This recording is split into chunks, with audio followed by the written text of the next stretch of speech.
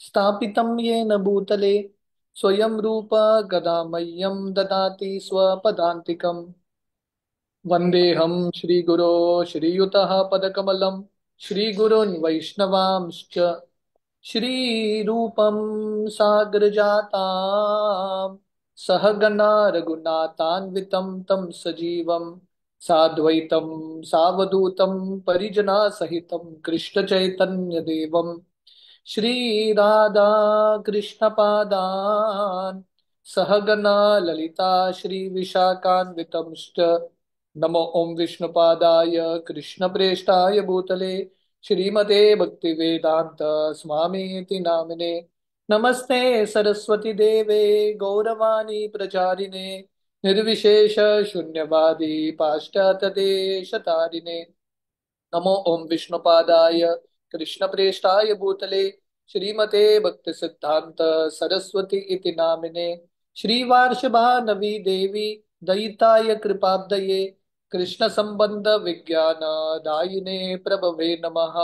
माधुर्योज्वल प्रेमाढ्य श्री रूपानुग भक्तिदा श्री गौरा करुणा शक्ति विग्रहाय नमोस्तुते।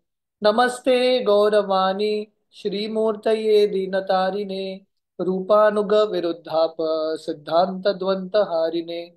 नमो गौर किशोराय साक्षाद वैराग्य मूर्तये विप्रलंबा रसाम्बोधे पदाम्बुजाय ते नमः। नमो भक्ति विनोदाय सच्चिदानंद नामिने गौर शक्ति स्वरूपाय रूपानुग वराय ते। गौर आविर्भाव भूमेस्त्वं निर्देश सज्जन प्रिया वैष्णव सर्वभौम श्री जगन्नाथाय ते नमः। वंचाकल्पतरुभ्यश्च कृपा सिन्धुभ्येव च पतितानां पावनेभ्यो वैष्णवेभ्यो नमो नमः। नमो महावदन्याय कृष्ण प्रेम प्रदायते कृष्णाय कृष्ण चैतन्य नामने गौरतिष्वे नमः। पंचतत्त्वमकं कृष्णं भक्तरूप स्वरूपकं भक्तावतारं भक्ताख्यं नमामि भक्तशतिकम्। हे कृष्ण करुणा सिंधु दीनबंधो जगतपते गोपेश गोपिका कांत राधा कांत नमोस्तुते। जयतां सुरतोर्पंगोर मम मंद मतिर्गति मत्सर्वस्व पदाम्बोजौ राधा मदन मोहनो दिव्या वृंदावन्य कल्पद्रुमदो श्रीमान् रत्नागरासिंहासनस्थो श्रीमद् राधा शिल गोविंद देवो प्रेष्ठालभे सेव्यमानो स्मरामि। श्रीमान् रासरसारंभी वंशीवट तटस्थित कर्शन वेणुर्स्वनिर्गोपीर्गोपीनाथाय श्रियस्तु नः। तप्त कांचन गौरांगी राधे वृंदावनेश्वरी वृषभानुसुते देवी प्रणमामि हरिप्रिये। जय श्री कृष्ण चैतन्य प्रभु नित्यानंद श्री अद्वैत गदाधर श्रीवासादि गौर भक्त वृंदा।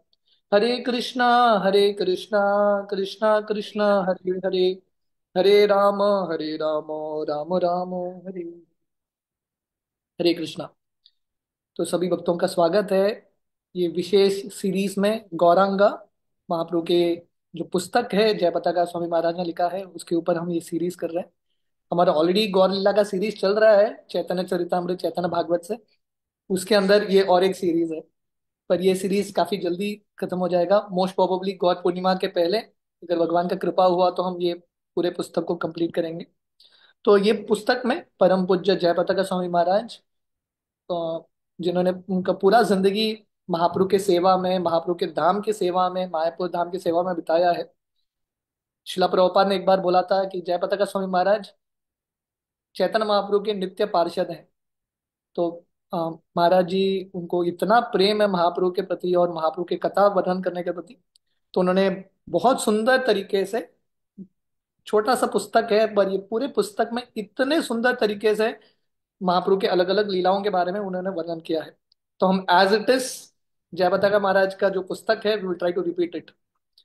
सो ये पुस्तक में उन्होंने महाप्रभु की लीलाओं को तीन भाग में डिवाइड किया है। चाइल्डहुड पास टाइम्स बचपन के लीलाएं हैं महाप्रभु के यूथफुल पास टाइम्स जब महाप्रभु युवक थे और उसके बाद संन्यास लेने के बाद महाप्रभु के पास टाइम्स जगन्नाथपुरी इत्यादि में। तो आइए महाराज जी के चरण कमल में प्रार्थना करते हुए शिला प्रभुपाद के चरण कमल में प्रार्थना करते हुए ये सीरीज हम शुरू करें। तो जयपताका स्वामी महाराज बताते हैं ये पुस्तक में भगवान कृष्ण ब्रह्मा जी के एक दिन में अवतार लेते हैं। द ओरिजिनल कृष्ण, जो गोविंदम आदि पुरुषम, वो जो भगवान पूर्ण पुरुषोत्तम भगवान है, ब्रह्मा जी के एक ही दिन में आते हैं। तो हम सब जानते हैं ब्रह्मा जी का एक दिन में 1000 दिव्य युग है, 1000 युगा साइकिल्स। तो उसमें से एक ही युगा साइकिल में भगवान कृष्ण अवतार लेते हैं। और जिस युगा साइकिल में भगवान कृष्ण, साक्षात कृष्ण आते हैं, उसी युगा साइकिल के कलयुग में श्री चैतन्य महाप्रभु का आगमन होता है। तो ये जो विशेष हम युगा साइकिल में हैं, तो अभी ब्रह्मा जी का आयु 50 साल का है, 50 years old, 50 साल जा चुके हैं ब्रह्मा जी के आयु के। और अ, हर दिन में, ब्रह्मा जी का आयु तो 50 years हो गया है, पर हर साल में 14 मनु होते हैं। तो अभी 7वां मनु चल रहा है, 7वां मनु का 28th युगा साइकिल। तो हर मनु के काल में 71 युगा साइकिल्स होता है। सो सेवेंथ मनवंतर, ब्रह्मा जी का 51 years चल रहा है, 51 years, सेवेंथ मनु, 28th युगा साइकिल अभी चल रहा है। तो यही एक युगा साइकिल में भगवान कृष्ण साक्षात आते हैं, और वही कलयुग में महाप्रभु आते हैं। तो हमको अपने आप को इतना भाग्यशाली मानना चाहिए कि हम ये हिस्टोरिकल टाइम पे ये दुनिया में हैं, महाप्रभु के लीलाओं को या महाप्रभु के धामों को एटलीस्ट थोड़ा बहुत हम अनुभव कर रहे हैं। तो हम सब जानते हैं कलयुग जो है दोषों का सागर है। शास्त्र वर्णन करता है, कलेर दोष निधे राजन। कलयुग में खुश रहना, आध्यात्मिक रूप से प्रगति करना बहुत मुश्किल है, दोषों का एक सागर है। पर कलयुग में एक अच्छा गुण है, वो क्या है? कीर्तनादेव कृष्णस्य मुक्त संग परम व्रजेत। कि अगर हम भगवान कृष्ण के नामों का उच्चारण करेंगे, ये हरे कृष्ण महामंत्र का उच्चारण करेंगे, जो बहुत सारे जन्म लगते हैं व्यक्ति को आध्यात्मिक जगत जाने के लिए। हम सब विश्वामित्र मुनि की कहानी जानते हैं। विश्वामित्र मुनि को अल्टीमेटली भगवान राम का भक्ति प्राप्त करने के लिए कितने सारे कष्टों से, कितना समय बिता के वो फाइनली थोड़ा बहुत भक्ति प्राप्त करते हैं। पर कलयुग में श्री चैतन्य महाप्रभु इतने कृपालु हैं, परम करुणा बहु द्विजन निताई गौर चंद्र। महाप्रभु इतने कृपालु हैं, कलयुग के कम आयु में, कम क्षमता वाले जो लोग हैं, और आध्यात्मिक रूप से इतने तरह से भटके हुए लोग हैं, अलग अलग समस्याओं के बीच में, महाप्रभु ने इतना सुंदर हमको मार्ग दिया है नाम संकीर्तन का। ये मार्ग अपनाते ही व्यक्ति बहुत जल्दी भगवान के धाम जा सकते हैं।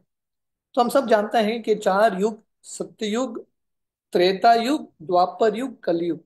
सतयुग में लोगों का उम्र था 1 लाख साल, त्रेता युग में 10,000 साल जीते थे, द्वापर युग में 1,000 साल, कलयुग में जनरली लोगों को 100 साल जीना चाहिए, पर धीरे धीरे वो भी घट रहा है।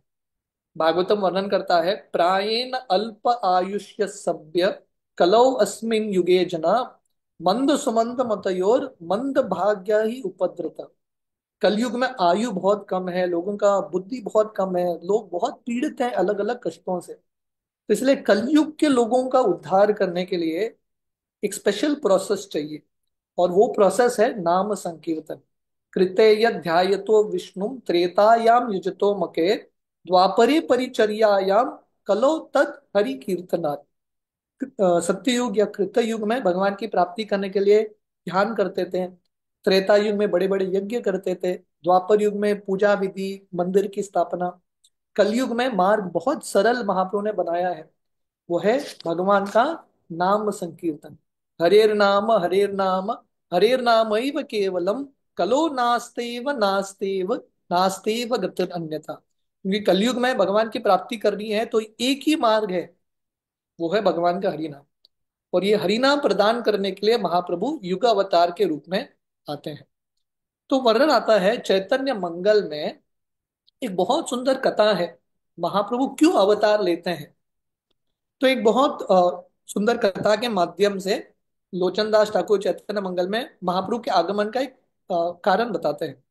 नारद मुनि जब देख रहे थे कि कलयुग आने वाला है, ये द्वापर युग का समय था, नारद मुनि देख रहे हैं कलयुग आने वाला है, नारद मुनि बहुत चिंतित हो रहे थे, कलयुग के लोगों का उद्धार कैसा होगा। तो ये हैं महान साधु संत जो दूसरों के कल्याण के बारे में विचार करते हैं। शिला प्रभुपाद 70 साल की उम्र में प्रभुपाद वृंदावन धाम में बैठे थे, और प्रभुपाद चिंतन कर रहे थे कि पाश्चात्य देश के लोग, पूरे दुनिया के लोगों का उद्धार कैसा होगा। तो हमारा जो परंपरा है ये हृदय के साथ चल रहा है, ये करुणा का भाव। तो नारद मुनि सोच रहे हैं लोगों का उद्धार कैसा होगा, खासकर कलयुग के लोगों का उद्धार। तो उसी समय भगवान कृष्ण धरातल पे लीला कर रहे थे। नारद मुनि के मन में जब ये विचार आया, कृष्ण भगवान द्वारका में लीला कर रहे थे, तो नारद मुनि भगवान कृष्ण से मिलने के लिए द्वारका धाम जाते हैं। तो उस समय भगवान कृष्ण सत्यभामा के महल में थे, सत्यभामा के साथ लीला कर रहे थे।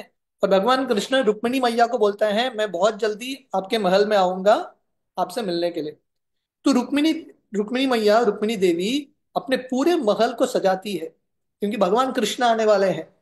तो अपने बच्चों को बहुत सुंदर आभूषण इत्यादि पहनाती है, पंडितों को बोलती है वैदिक मंत्र का जप करो। पूरे महल को अलग अलग केले के वृक्ष, गन्ने के वृक्ष, अलग अलग आभूषण से, अलग अलग सुंदर वातावरण से, शुभ वातावरण से सजाती है, और कृष्ण के स्वागत के लिए रुकी है। तो भगवान कृष्ण सत्यभामा के महल से रुक्मिणी के महल में आते हैं। और जब रुक्मिणी के महल में आते हैं, रुक्मिणी जी अपने सब बच्चों को भेजती है जाओ कृष्ण का स्वागत करो। और कृष्ण के सब बच्चे आके भगवान कृष्ण का स्वागत करते हैं, उनको आलिंगन करते हैं। और रुक्मिणी जी कृष्ण को लेके आती है अंदर, एक आसन पे बिठाती है, और चरण का अभिषेक करती है, पाद पूजा करती है। और उस समय रुक्मिणी, चैतन्य मंगल वर्णन करता है, रुक्मिणी रो रही है। तो भगवान कृष्ण सोच रहे थे अरे रुक्मिणी को तो बहुत खुश होना चाहिए, मैं आ गया हूँ, रुक्मिणी तो खुश होना चाहिए, खुश भी है पर रो भी रही है। तो भगवान कृष्ण को समझ में नहीं आया रुक्मिणी रो क्यों रही है। तो भगवान कृष्ण रुक्मिणी मैया को पूछते हैं आप रो क्यों रही हो, आपका किसी सेवक के साथ झगड़ा हुआ क्या, किसी सेवक ने आपका नहीं सुना क्या, आपके किसी बच्चे ने आपका नहीं सुना क्या, आप क्यों रो रही हो। तो रुक्मिणी जी कृष्ण भगवान को देख के बोलती है आपको पता नहीं, आप समझ नहीं पाओगे, मैं क्यों रो रही हूं आप समझ नहीं पाओगे, सिर्फ राधा रानी समझ पाएगी, आप नहीं समझ पाओगे। और रुक्मिणी बोलती है मैं क्यों रो रही हूँ, क्योंकि आप अभी आए हो मेरे घर में, मैं तो खुश हूँ, पर बहुत जल्दी आप छोड़ के जाओगे, जैसे आपने राधा रानी को छोड़ के गए, आप मुझे भी छोड़ के जाओगे, इसलिए मैं पहले से ही रो रही हूँ, आगे जो रोना है तो अभी से मैं रो रही हूँ। So this is the mood. तो इस तरह से रुक्मिणी भगवान कृष्ण को बोल रही है आप समझ नहीं पाओगे ये भाव को। तो भगवान कृष्ण रुक्मिणी मैया को अपने साथ बिठाते हैं अपने आसन में, उनका अश्रु पोंछते हैं। पर भगवान कृष्ण बोलते हैं आप चिंता मत करो, मैं कभी आपको छोड़ के नहीं जाऊंगा। उसी समय नारद मुनि का आगमन होता है वहां पे। तो भगवान कृष्ण बहुत खुश हो गए कि नारद मुनि आ गए, सिचुएशन को बचा लेंगे नारद मुनि। तो भगवान कृष्ण नारद मुनि को प्रणाम करते हैं, हे गुरुदेव आपका स्वागत है, आप सही समय पे आए हो। तो रुक्मिणी और भगवान कृष्ण, अभी रुक्मिणी भगवान कृष्ण के चरण को पूजा कर रही थी, अभिषेक कर रही थी। अभी रुक्मिणी और कृष्ण दोनों नारद मुनि को आसन पर बिठाते हैं, क्योंकि गुरु थे नारद मुनि, गुरु के आसन पर बिठाते हैं। और भगवान कृष्ण नारद मुनि के चरण का सेवा कर रहे हैं। ये भगवान कृष्ण का भाव है, अहम भक्त पराधीनों के, ऐसे भगवान कृष्ण अपने भक्तों की सेवा करने के लिए तत्पर। उस समय भगवान कृष्ण देखते हैं कि नारद मुनि भी विचलित है। तो भगवान कृष्ण सोच रहे थे आज तो बहुत स्पेशल, एक अलग ही एक दिन है, रुक्मिणी जो रो रही है, मेरी पत्नी रो रही है, मेरे गुरु विचलित है। नारद मुनि हमेशा शांत रहते हैं, आज बहुत डिस्टर्ब लग रहे हैं, विचलित हैं। तो उन्होंने नारद मुनि को पूछा नारद जी आप इतने विचलित क्यों हो, इतने डिस्टर्ब क्यों हो।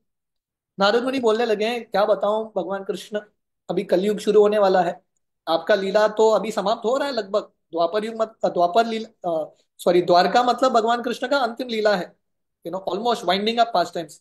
तो नारद मुनि बोल रहे हैं अभी आपका लीला समाप्त होगा, आपके लीला के समाप्ति के बाद कलयुग शुरू होगा।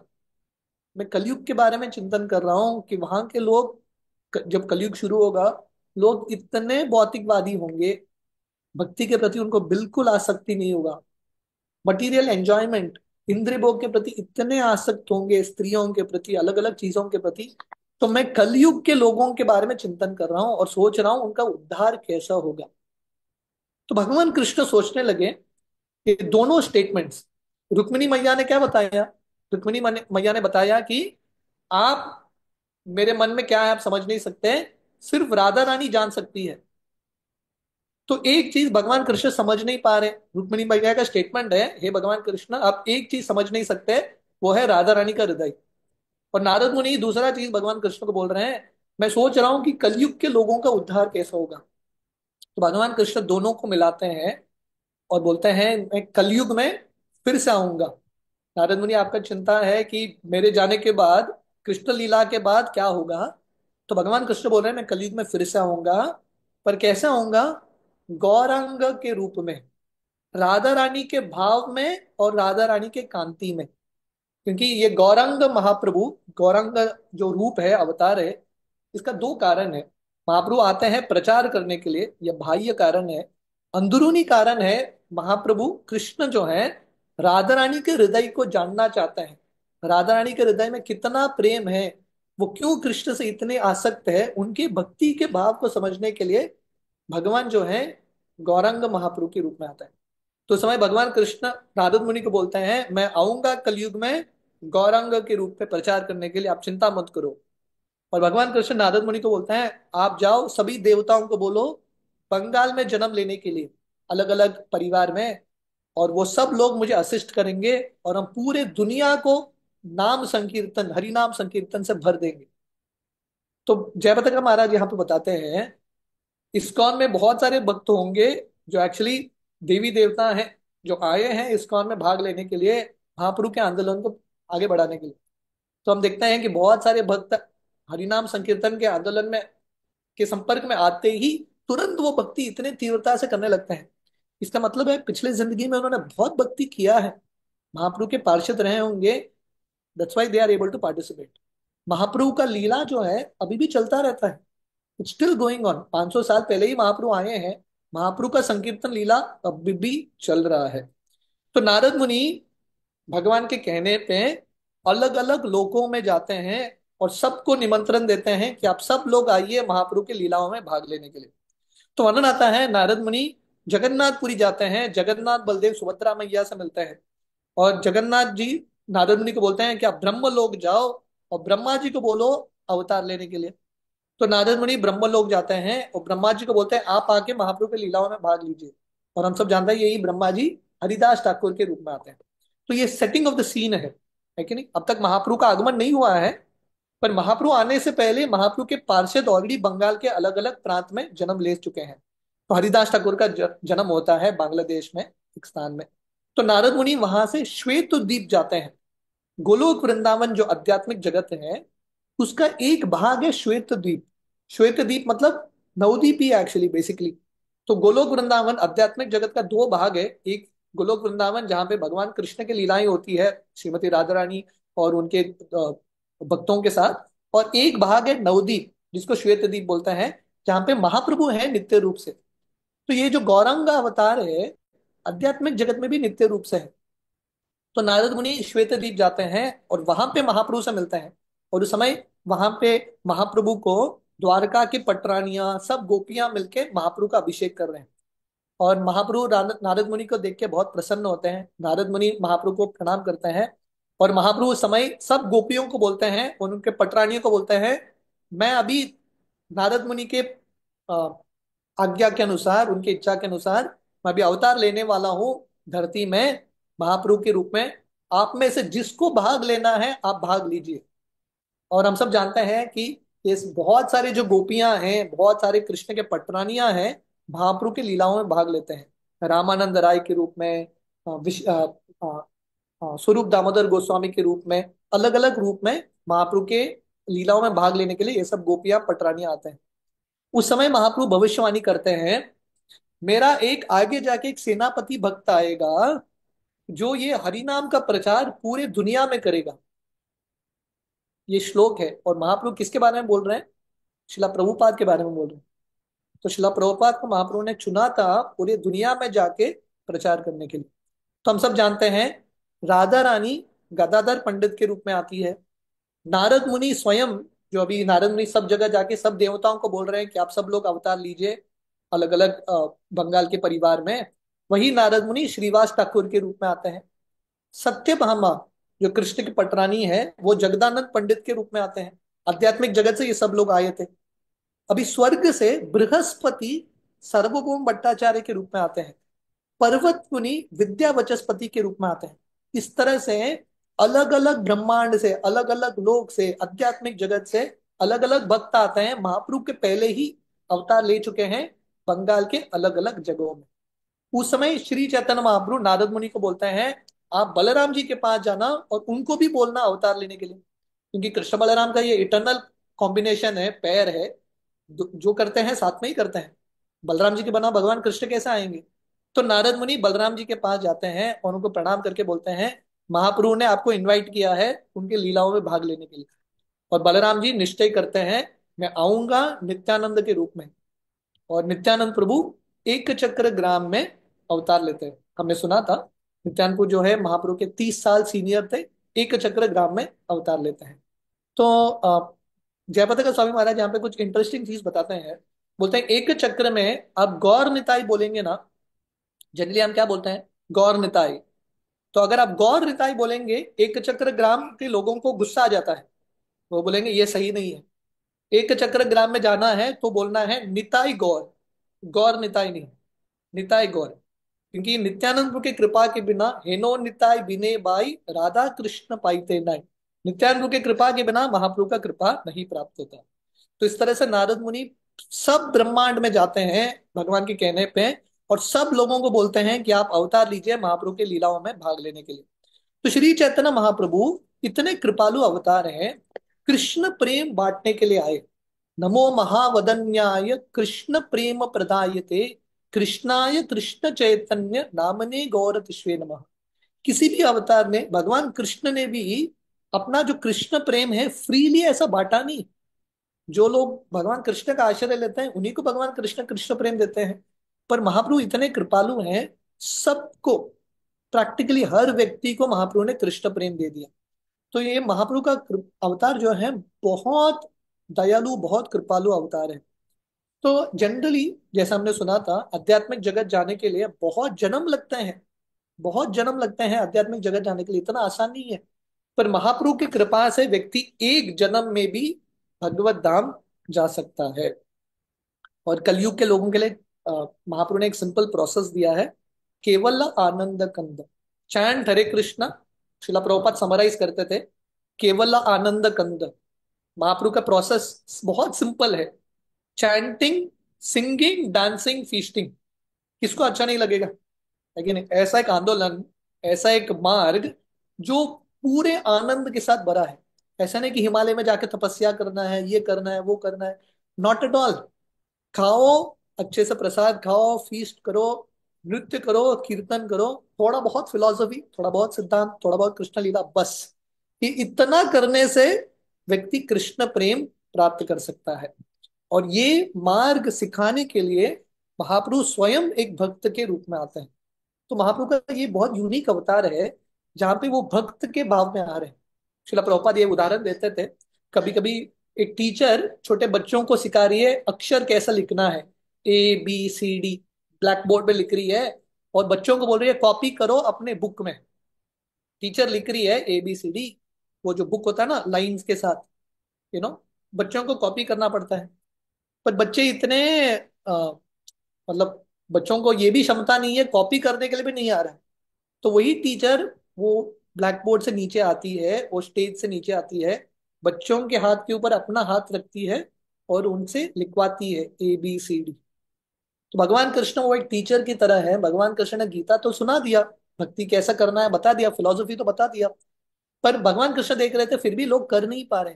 तो वही भगवान कृष्ण फिर से महाप्रभु के रूप में आते हैं और अपने उदाहरण से भक्तों को सिखा रहे हैं भक्ति कैसा करना है। तो जयपताका महाराज एक बहुत इंपॉर्टेंट चीज बताते हैं। देखिए भगवान कृष्ण ना न्यूट्रल है। कृष्ण भगवान गीता में बोलते हैं, समोहम सर्वभूतेषु न मे द्वेषु स्थिन प्रिय। भगवान कृष्ण सबको समान दृष्टि से देखते हैं। मतलब क्या है, भगवान कृष्ण किसी को भक्ति दे नहीं सकते। ये बहुत इंपॉर्टेंट विषय है जो विश्वनाथ चक्रवर्ती ठाकुर माधुर्य कादम्बरी में भी बताते हैं। अगर भगवान कृष्ण किसी को भक्ति देंगे, मतलब क्या होगा, भगवान कृष्ण पार्शियलिटी कर रहे हैं। हाँ, किसी को भक्ति दे रहे हैं, किसी को नहीं दे रहे हैं। कृष्ण मतलब न्यूट्रल। इसलिए भक्ति का प्रचार कृष्ण नहीं कर सकते, he can not do it. अगर भगवान कृष्ण किसी को भक्ति दे रहे हैं, किसी को कृष्ण प्रेम दे रहे हैं, किसी को नहीं दे रहे हैं, मतलब पार्शियलिटी कर रहे हैं। किसी को फेवरेट बना रहे हैं, किसी को नहीं दे रहे हैं, तो ये कृष्ण के ऊपर एक दोष होगा। तो इसलिए कृष्ण भगवान डायरेक्टली भक्ति नहीं देते, भक्ति का फिलॉसफी बताते हैं और लोगों को बोलते हैं मेरा आश्रय लो, ये प्रोसेस फॉलो करो, तभी तुमको होगा, तुम्हारा उद्धार होगा। पर वही कृष्ण जब महाप्रभु के रूप में आते हैं, महाप्रभु का खासियत क्या है? श्री चैतन्य महाप्रभु भक्त के रूप में आए हैं। तो भक्त जो है, किसी को भक्ति दे सकता है, किसी को नहीं दे सकता है, तो भक्त के ऊपर ये दोष नहीं होगा, क्योंकि भगवान सबको समान दृष्टि से देखते हैं। भक्तों को सबको समान दृष्टि से देखने की जरूरत नहीं है। भक्त जिसको प्रचार करना चाहते हैं उनको प्रचार कर सकते हैं। इसलिए भगवान कृष्ण से ज्यादा कृपालु है महाप्रभु, क्योंकि भक्त के रूप में आए हैं और ये भक्त के रूप में फ्रीली हर व्यक्ति को कृष्ण प्रेम बांट रहे हैं। इसलिए महाप्रभु का जो अवतार है, मोर ग्लोरीफाइड, भगवान कृष्ण से भी बहुत ज्यादा कृपालु, दयालु, उदार दिल का अवतार है। तो इस प्रकार चैतन्य मंगल में ये कथा आती है, महाप्रभु क्यों आते हैं महाप्रभु के रूप में, गौरांग महाप्रभु के रूप में, क्योंकि ये दो चीज, राधा रानी के भाव को, उनकी भक्ति को समझने के लिए, और हरि नाम का प्रचार जो युग धर्म है वो करने के लिए। तो वर्णन आता है, हम सब जानते हैं वृंदावन लीला में ब्रह्मा जी, उन्होंने एक अपराध किया था भगवान कृष्ण के प्रति। वो कौन सा अपराध था? ब्रह्म विमोहन लीला, है कि नहीं? तो हम देखते हैं कि एक बार भगवान कृष्ण अपने दोस्तों के साथ अपने बछड़े चराने के लिए जाते हैं वृंदावन के जंगलों में, और यमुना नदी के तट पे भगवान कृष्ण बैठे हैं और अपने दोस्तों के साथ प्रसाद का सेवन कर रहे हैं। दोपहर का समय था, भोजन घर से लेके गए थे। और कृष्ण के मित्र भगवान कृष्ण से इतना प्रेम करते हैं, इतना उनका कोमल प्रेम है, सरल प्रेम है, स्वाभाविक प्रेम है, अपना जूठा खा के कृष्ण को खिला रहे हैं। कृष्ण, ये फल खाना बहुत मीठा है, सीधा कृष्ण के मुंह में डाल रहे हैं। और भगवान कृष्ण खा रहे हैं। कृष्ण भगवान को भोग अर्पण करना इतने शुद्धता के साथ करना पड़ता है, पर कृष्ण के मित्र उनका जूठा ही कृष्ण को दे रहे हैं। और ये जो सीन है, प्रसंग है, ब्रह्मा जी ऊपर से देख रहे हैं, अपने हंस वाहन से ब्रह्मा जी देख रहे हैं। और ब्रह्मा जी, हालांकि उनके पास चार सर है, वेद का वेद उनसे ही आए हैं, ब्रह्मा जी से बहुत बुद्धिमान, फिर भी ब्रह्मा जी कृष्ण लीला को समझ नहीं पाए। तो भगवान को समझना ब्रह्मा जी के लिए भी अति मुश्किल है, बहुत मुश्किल। तो ब्रह्मा जी इतने कंफ्यूज हो गए, वो सोच रहे थे ये भगवान कैसे हो सकते हैं। तो ब्रह्मा जी कृष्ण भगवान को टेस्ट करने के लिए कृष्ण के सब मित्रों को, सब बछड़ों को चुरा के लेके जाता है ब्रह्मलोक। पर ब्रह्मा जी हालांकि चुरा के लेके गए, ब्रह्मा जी के मन में थोड़ा भय भी था, क्योंकि मन ही मन उनको लग रहा था शायद ये नारायण होंगे, कृष्ण होंगे, इनके साथ ज्यादा पंगा लेना भी सही नहीं है।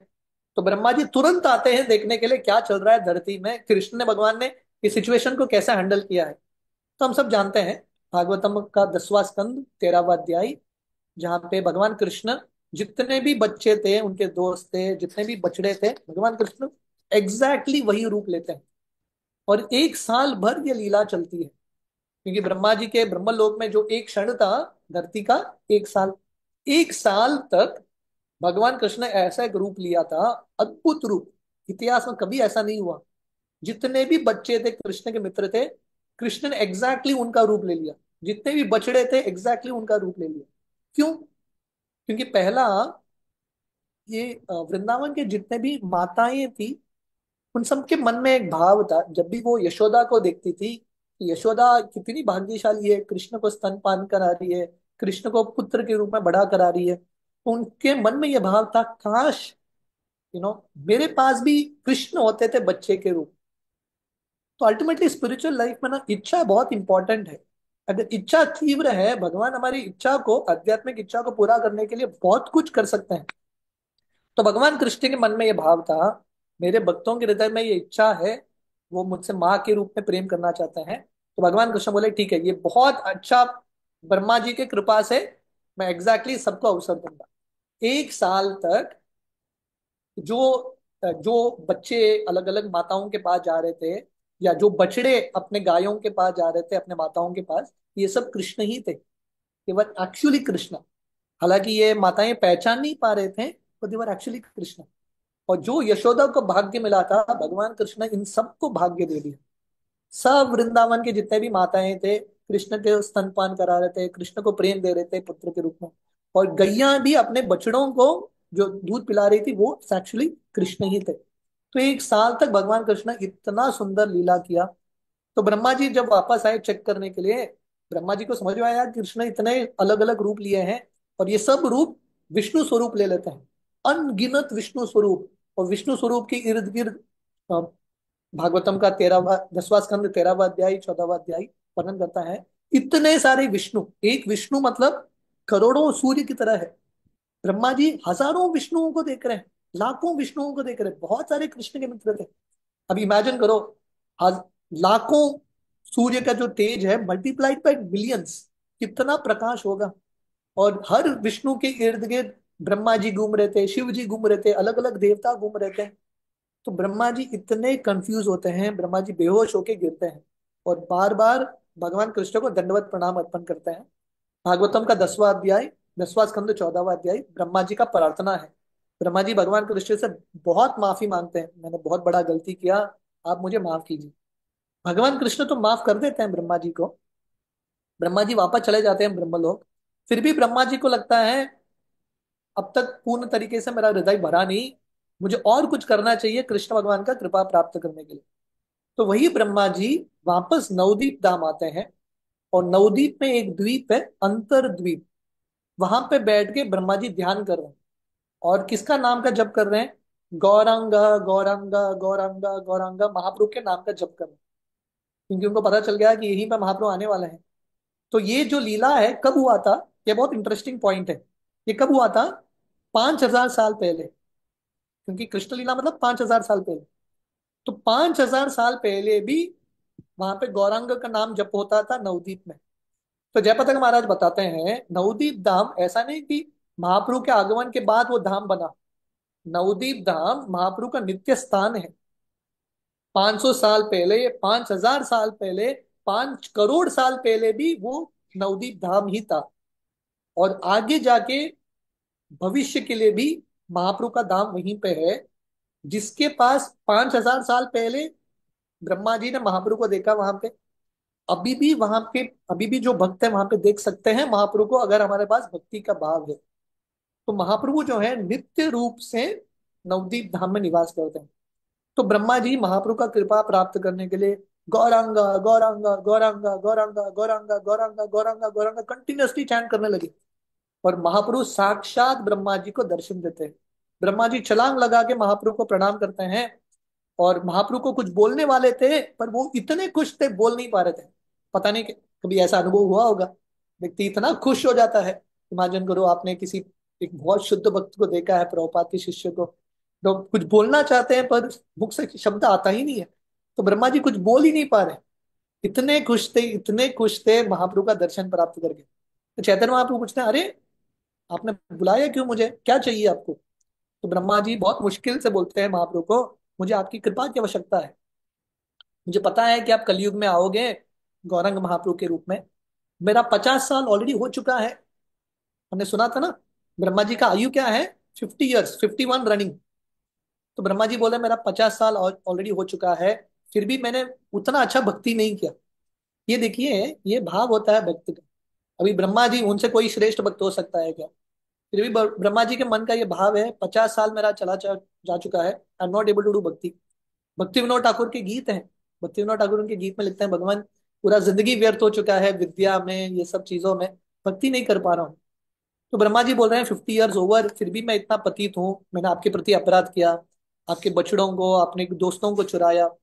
अभी मैं बहुत नम्र हो चुका हूँ, मुझे और अपराध नहीं करना है। क्योंकि ये ब्रह्मा का पद भी मिला है ना, मुझे थोड़ा घमंड भी आ जाता है, अभिमान भी आ जाता है।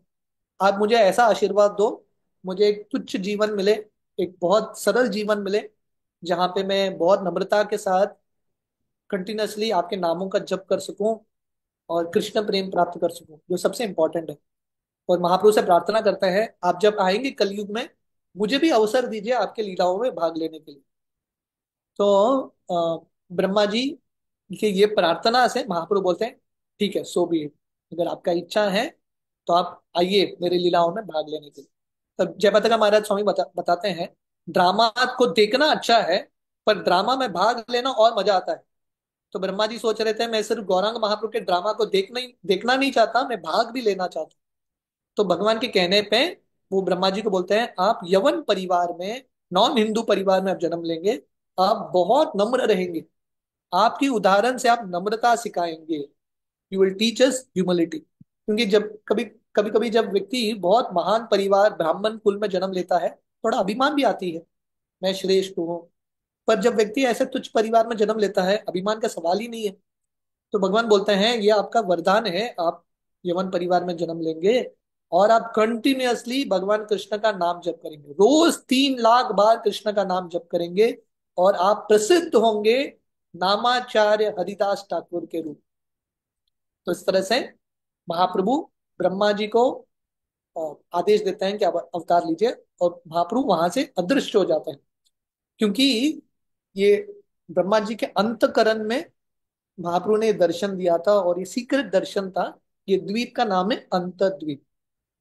तो ब्रह्मा जी वापस सत्यलोक में जाते हैं और धरती पे आने के लिए अरेंजमेंट करते हैं, क्योंकि अभी वापस धरती में आना है उनको, तो वहां का कोई रिप्लेसमेंट तो चाहिए ना। तो ब्रह्मा जी वो पूरा सेटिंग करके आ जाते हैं हरिदास ठाकुर के रूप में भाग लेने के लिए। तो यहाँ पे जयप्रदा स्वामी महाराज बताते हैं कि अ, इस तरह से महाप्रभु के बहुत सारे लीलाएं हैं।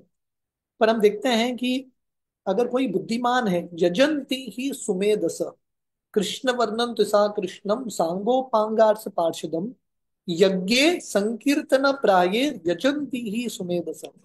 सुमेधस का अर्थ है बुद्धिमान व्यक्ति। अगर कोई बुद्धिमान व्यक्ति है, जैसा हम सुन रहे हैं ब्रह्मा जी सबसे बुद्धिमान व्यक्ति है, पर अगर कोई बुद्धिमान व्यक्ति है वो संकीर्तन आंदोलन में भाग लेगा, ये अवसर को नहीं गवाएगा। महाप्रभु ने भविष्यवाणी की कि पृथ्वी के हर नगर हर ग्राम में, पृथ्वी ते आचयत नगर अधिग्राम, सर्वत्र प्रचार होई बे मोरा नाम। और महाप्रभु की इच्छा अनुसार प्रैक्टिकली हर जगह पे महाप्रभु के नामों का संकीर्तन का प्रचार हो रहा है।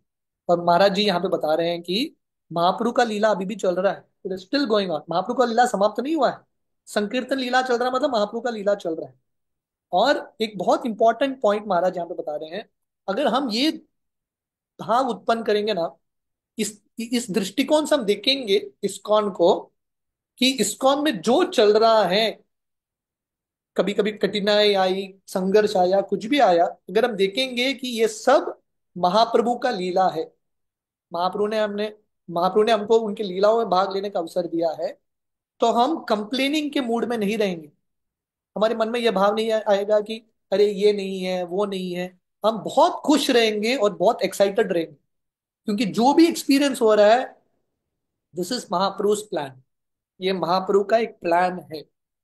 सो वी आर ऑल, हमको बहुत कृतज्ञ होना चाहिए कि महाप्रभु ने हम सबको अवसर दिया है बिना योग्यता के उनके लीलाओं में भाग लेने का।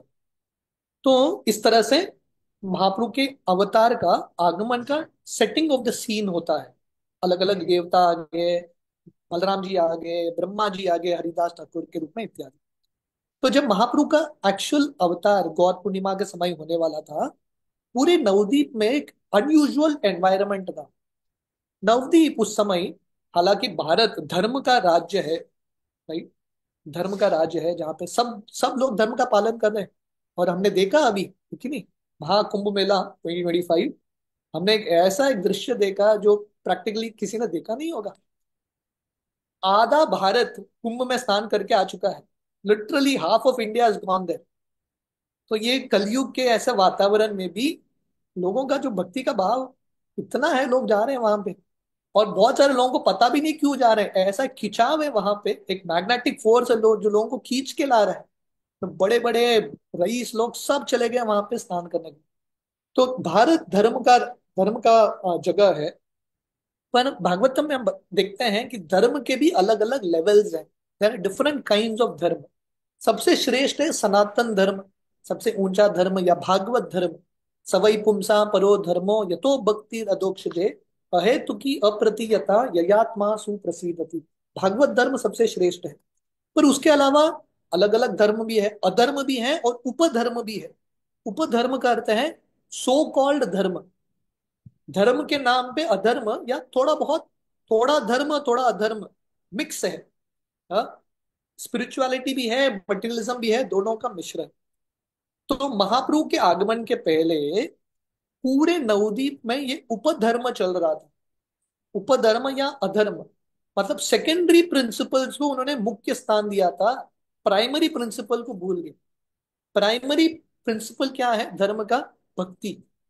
अगर ये भक्ति नहीं है, भक्ति के अलावा आप हठ योग जाओगे, ये योग करोगे, ध्यान योग करोगे, मतलब आप सेकेंडरी प्रिंसिपल में फंस गए, मेन प्रिंसिपल को भूल गए, है कि नहीं? तो नवदीप में उस समय ये सब लोग सेकेंडरी रिलीजियस एक्टिविटीज कर रहे थे, देवी देवताओं की पूजा कर रहे थे, ये सेकेंडरी उपधर्म है।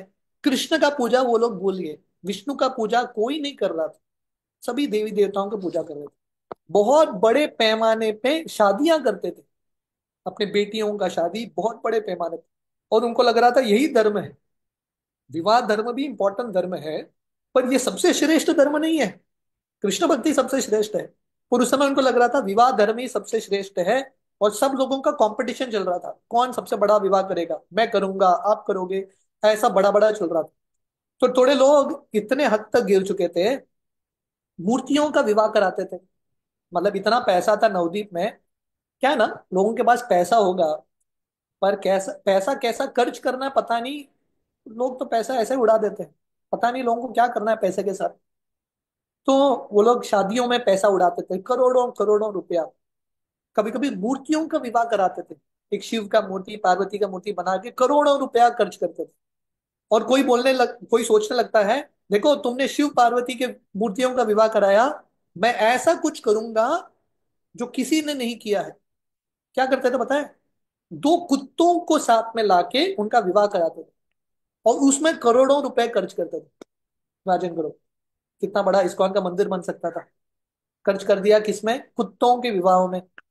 तो थोड़े बोलने लगे तुमने कुत्ते का विवाह किया, मैं हटके करूंगा कुछ, तो बिल्लियों का विवाह कराते थे। इस तरह से कंपटीशन चल रहा था, नवदीप का ये हालत था। और वहां के जो वैष्णव थे, जो महाप्रभु के पहले आए थे, श्रीवास ठाकुर, हरिदास ठाकुर, अद्वैताचार्य, वो सब सोच रहे थे क्या चल रहा है नवदीप का, ये सब लोग पागल हो चुके हैं, धर्म के नाम पे ये क्या क्या नहीं कर रहे हैं, विष्णु के भक्ति को छोड़ दिया, ये सब गलत गलत कार्य कर रहे हैं। तो सब भक्त सोच रहे थे अभी क्या करें, भगवान को आना पड़ेगा कुछ करने के लिए। तो उस समय नवदीप में ऐसा परिस्थिति था, ब्राह्मण जो थे लोगों को बोल रहे थे कृष्ण का नाम का जप मत करो, है कि नहीं? जनरली वैष्णव ब्राह्मण को क्या बोलना चाहिए, भगवान का नाम लो। पर उस समय स्मार्त ब्राह्मण बोल रहे थे भगवान का नाम मत लो। क्यों? क्योंकि वो बोल रहे थे, उनका लॉजिक ये था, भगवान का नाम बहुत शुद्ध है, व्यक्ति को शुद्ध बन के ही भगवान का नाम लेना चाहिए, मतलब कभी भी नहीं ले सकते, क्योंकि हमारा प्रोसेस क्या है, शुद्ध बनने के लिए भगवान का नाम। पर उनका आइडिया था शुद्ध लोगों को ही भगवान का नाम लेना चाहिए, आप सब अशुद्ध लोग हो, जप मत करो, डोंट चैंट हरे कृष्णा। तो नवदीप में कोई भी भगवान का नाम का जप नहीं कर रहा था। तो क्या होता है, महाप्रभु के आगमन के समय, अ, गौर पूर्णिमा के समय, उस समय एक चंद्र ग्रहण का एक एक एपिसोड आता है। ठीक है, इसके पहले जयप्रदा महाराज बताते हैं, हम गौर पूर्णिमा के लीला के पास आएंगे महाप्रभु के आगमन का। पर उसके पहले, जैसे हमने सुना था, नवदीप में ऐसा एक परिस्थिति था जहां पे कोई भी भक्ति नहीं कर रहा था। अद्वैताचार्य, अद्वैताचार्य कौन है? महाविष्णु और सदाशिव के अवतार है, कंबाइन अवतार है, महाविष्णु और सदाशिव। अद्वैताचार्य सोच रहे थे मैं लोगों को कृष्ण प्रेम दे नहीं सकता। ये बहुत इंपॉर्टेंट चीज है, वेरी इंपॉर्टेंट पॉइंट जो हमारे शास्त्र बताते हैं। अद्वैताचार्य विष्णु है, विष्णु जो है लोगों को मुक्ति दे सकते हैं, वह विष्णु कृष्ण प्रेम नहीं दे सकते, वो कृष्ण प्रेम कृष्ण को ही देना पड़ेगा। तो अद्वैताचार्य सोच रहे थे मुक्ति तो हो जाएगा लोगों का, पर मैं चाहता हूं कि लोगों को कृष्ण प्रेम मिले। इसलिए अद्वैताचार्य स्वयं प्रचार तो करने का प्रयास करते हैं, पर सबसे महत्वपूर्ण, अद्वैताचार्य अपने शालिग्राम शिला का पूजा करते हैं गंगा जल और तुलसी से, और जोर जोर से भगवान कृष्ण को बुला रहे हैं, हे कृष्ण, हे गौरांगा, आप प्लीज आइए, लोगों को कृष्ण प्रेम दीजिए। तो भगवान जब भी आते हैं भक्तों के कहने पे आते हैं, इसलिए भगवान आने से पहले हम सबकी जिंदगी में ऐसे करुणाशील भक्त आते हैं, उनकी कृपा से भगवान का अवतार होता है। हमने सुना था नारद मुनि जाके भगवान से बोलते हैं कि आप आइए, अभी अद्वैत आचार्य प्रार्थना कर रहे हैं, प्लीज आप आइए। तो ये अद्वैत आचार्य का नम्रता था। थोड़े समय पहले, 2-3 हफ्ते पहले अद्वैत आचार्य का आविर्भाव था। हमने उस समय चर्चा किया था कि अद्वैत आचार्य इतने नम्र हैं, हालांकि महाविष्णु के अवतार है, फिर भी उनको लग रहा है कि मैं प्रचार नहीं कर सकता, कृष्ण भगवान को स्वयं आना पड़ेगा। तो उनके प्रार्थना से श्रीवास ठाकुर भी प्रार्थना कर रहे थे भगवान से कि आप प्लीज आइए। हरिदास ठाकुर प्रार्थना कर रहे थे। तो उस समय इन सब के प्रार्थना से, नारद मुनि के प्रार्थना से महाप्रभु निश्चय करते हैं कि वो अवतार लेंगे। और वो कैसा अवतार लेते हैं? जगन्नाथ मिश्र की जिंदगी में एक दिन एक सपना आता है, और सपने में जगन्नाथ मिश्र देखते हैं कि एक बहुत अ, एक प्रकाश जो है, ब्रिलियंट लाइट, अद्भुत प्रकाश उनके मन में प्रवेश करता है, मन से उनके हृदय में प्रवेश करता है। और उनके ये सपना आ रहा है कि कृष्ण भगवान मेरे हृदय में जा चुके हैं। जगन्नाथ मिश्र ये सपने के रूप में देख रहे हैं, और कृष्ण भगवान जगन्नाथ मिश्र के हृदय से सची माता के हृदय में जाते हैं, और गर्भ में, सची माता के गर्भ में प्रवेश कर लेते हैं। तो जैसे भगवान कृष्ण का अवतार होता है, सेम सेम अंडरस्टैंडिंग, कृष्ण भगवान भी वसुदेव जी के हृदय में जाते हैं, उनके हृदय से देवकी के हृदय में जाते हैं। तो ये पहला ट्रांसफर है भगवान कृष्ण का। आजकल ब्लूटूथ ट्रांसफर होता है ना, कृष्ण भगवान महाप्रभु का ये ट्रांसफर है, हृदय से हृदय, हार्ट टू हार्ट ट्रांसफर। तो वसुदेव जी के हृदय से देवकी के हृदय में, और देवकी के गर्भ में। तो वैसे ही महाप्रभु जगन्नाथ मिश्र के हृदय से सची माता के हृदय में, और उसके बाद उनके गर्भ में। इसलिए भगवान कृष्ण गीता में बोलते हैं, जन्म कर्म च में दिव्यम। भगवान कृष्ण का ये जो जन्म है, साधारण बच्चे की तरह भगवान कृष्ण का महाप्रभु का जन्म नहीं होता, ट्रांसेंडेंटल एक्सपीरियंस है, राइट। और सची माता के गर्भ में प्रवेश कर लेते हैं।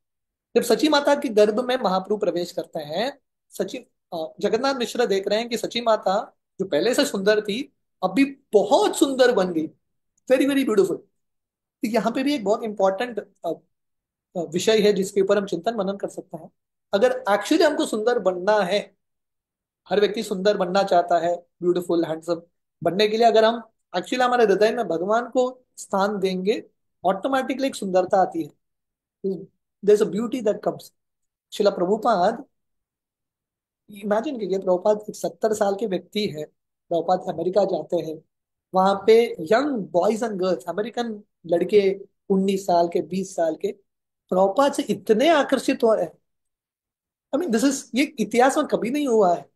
एक बच्चा, 19-20 साल का बच्चा, श्रेय आकर्षण वो उसको उत्पन्न हो रहा है एक 70 साल के व्यक्ति के प्रति। और प्रभुपाद का सुंदरता क्या था? कंप्लीटली स्पिरिचुअल ब्यूटी, क्योंकि इनके हृदय में कृष्ण भगवान का इतना प्रमुख स्थान था। There was a beauty in it.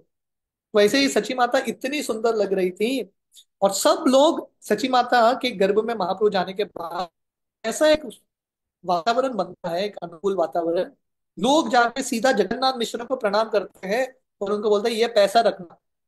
बहुत सारा पैसा जगन्नाथ मिश्र के पास देके चले जाते हैं, बिना कारण के लोग आके दे रहे थे।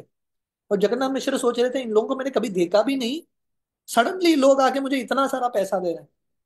तो वो सची माता को बोलता है, पता नहीं क्या हो रहा है। तो उस समय जगन्नाथ मिश्र बोलते हैं, ऐसा लग रहा है कि कोई एक महान संतान उत्पन्न होने वाले हैं।